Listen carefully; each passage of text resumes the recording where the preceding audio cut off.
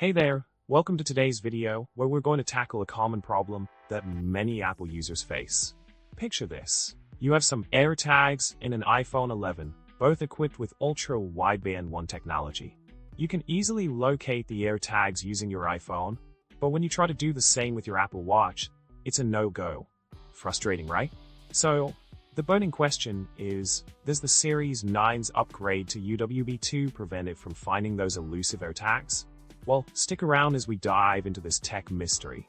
Now, let's talk about the solution to this UWB conundrum. As it turns out, the Series 9 and iPhone 15 come equipped with the second-generation ultra-wideband chip. This upgraded chip allows for a feature called precision finding, enabling you to locate your iPhone 15 with your Apple Watch.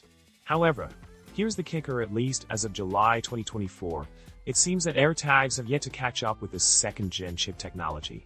Apple specifically mentions that precision finding works solely for locating an iPhone 15, not AirTags. So, while the series may not have an improved chip, it seems the AirTags are playing catch-up.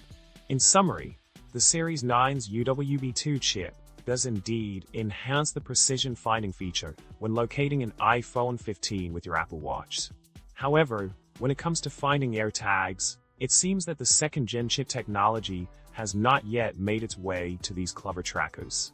So, if you were considering downgrading to the Series 8 in hopes of better AirTag compatibility, you might want to hold off for now.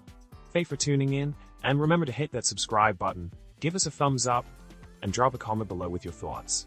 Until next time, stay tuned and stay tech savvy.